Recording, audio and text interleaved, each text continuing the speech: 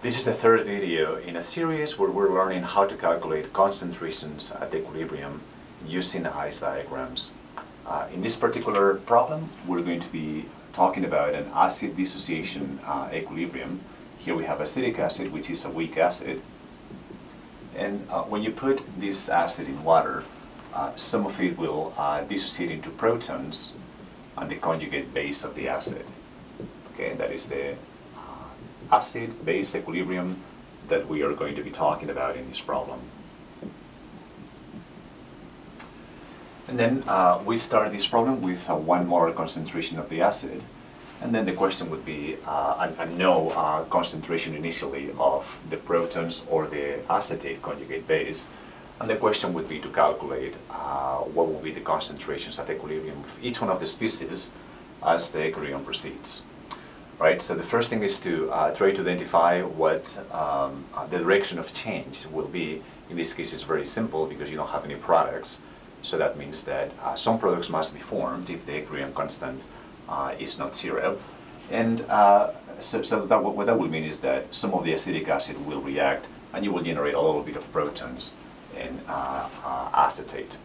Now, when we write here the equilibrium constant for that particular equilibrium, the way to write it in long form would be protons divided over the reference concentration of acetate divided over the reference concentration, and then the concentration of the acid divided also by the reference concentration. This is the correct way to draw the equilibrium constants, and that guarantees that all of the units cancel out.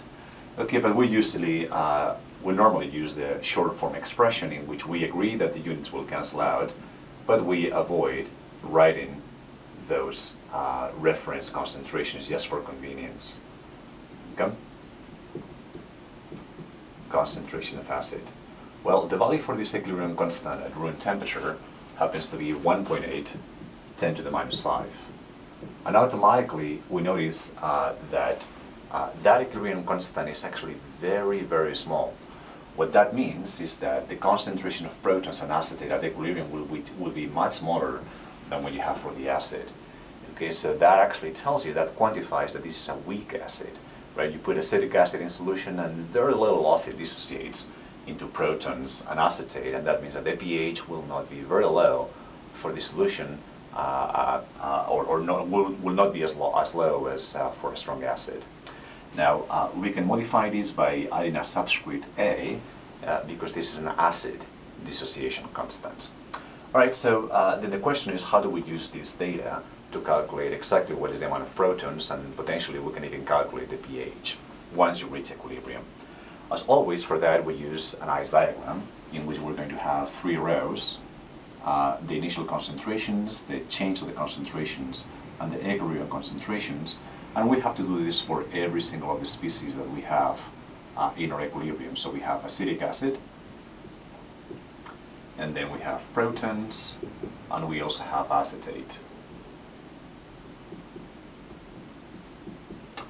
Okay, all of the concentrations that we will write here will be in units of molarity or molar. Okay, so initially the concentration of this acetic acid will be 1 molar. For protons it will be 0. And then for acetate it will also be 0. The change will be some of this acetic acid will react. We don't know exactly what it is, but that is what we're trying to determine. And because the stoichiometric coefficients are 1 and 1, then if an X amount of acetic acid reacts, then an X amount of protons or concentration of protons will be generated, and the same thing for acetate. That means that at equilibrium our values will be 1.00 minus X, and then you will have here X and X. Okay, so we have here now the concentrations at equilibrium. We can come back to the equilibrium constant and then see if we can solve for that X. All right, so the equilibrium constant, okay, so A, is going to be equal to the concentration of protons at equilibrium, which is X, the concentration of acetate at equilibrium, which is X, and then the concentration of acetic acid at equilibrium, which is 1.00 molar minus X, and this is equal to 1.8 10 to the minus 5. Great. Notice that in the numerator we have x squared, so let's actually rewrite that. X squared, and this is the equation that you would need to solve. You can identify that this is a quadratic expression because you have a term that depends quadratically on the variable, another term that depends linearly, and then a term that does not depend on the variable at all. So in principle, you can use the quadratic formula, find the roots, and then see which one is the physically reasonable. Now, it turns out that in this particular case, okay, because you have such a small value of the equilibrium constant, you can invoke an approximation that is going to simplify the math of this problem dramatically. Okay, and the approximation would be like this. Okay? Here in the denominator, you have a comparison between two numbers, 1.0 and x. And again, we have an inkling here that this x is going to be very small, right? Because the equilibrium constant is so small, then there's going to be very little protons and very few acetate ions in solution, which again what that means is that x is going to be quite small. If x is quite small, then what we can say is that, well, perhaps we can neglect this value of x when we compare it to this 1 there in the denominator. Okay, so essentially what we're going to be, the approximation that we're going to be making is that 1.00 minus x is approximately equal to 1.00. And that will be true if x is very, very small, which looks like it might be, again, once you take a look at the equilibrium constant you have for this process. Okay. Now, a question that you will have is, well, what is the value of x that you need to have in order for this approximation to be valid? Okay, so we're going to come to an agreement. We're going to set an arbitrary cutoff, and if these numbers satisfy the cutoff, then we will be able to say that the approximation is valid. Okay, so when you're comparing two numbers, a plus minus b, and then you suspect that one of them is smaller than the other one by a large amount, then we can say that this is more or less equal to a, as long as the following is true. The ratio of b over a has to be smaller than 0.05.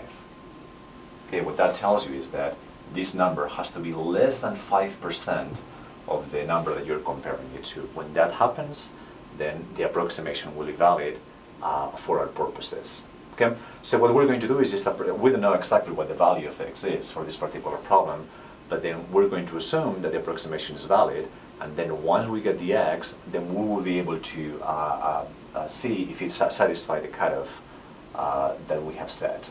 Okay, so again, from the approximation, what we do is take this and then remove the x, that is the approximation that we're invoking, and notice now that this equation is very simple, right? You simply have to take the square root of the equilibrium constant, and that will be the value of x, right? So when you do that, again, notice that you don't have to use the quadratic formula or anything here. The math is very, very simple. Okay, so when you do that, the value of the x that you find right there is 0.0042, and now is when we must check if this satisfies the cutoff that we have imposed right here. Right? Notice that we're comparing that b to the a. A is 1.00, and b now is 0.0042. So we have that 0.042 will be our b divided over 1.00. Notice that this number is much, much smaller indeed than 0.05, right? You actually still have about an order of magnitude that this number could be larger, and you would still satisfy the cutoff that we actually have imposed here. As a matter of fact, when you solve the original equation, the one where you have 1 minus x, with the quadratic formula, you actually get exactly the same value, which means the approximation is very good. Okay? So again, this illustrates an approximation that is going to be very, very common. We will be using it a lot once we start working with equilibrium constants that have very small values. Okay? All right, so we can wrap up the problem here, but then by coming to the equilibrium concentrations and then plugging the final values. Okay, so notice that this x is so small that actually we don't have any significant figures here to make a change, right? So the equilibrium concentration, if you use significant figures correctly, will still be 1 molar. Right? Again, what that means is that the change to the equilibrium concentration of acetic acid is actually here in the 3rd decimal place, and we don't have that precision from the data in the problem. right? So that will be the equilibrium concentration for acetic acid, and then for protons, it will be 0.042 molar, and then for acetate, it will also be 0.042 molar. Okay, so in this problem, we have seen how to calculate concentrations at equilibrium using an approximation that will be sensible when the equilibrium constants are very small.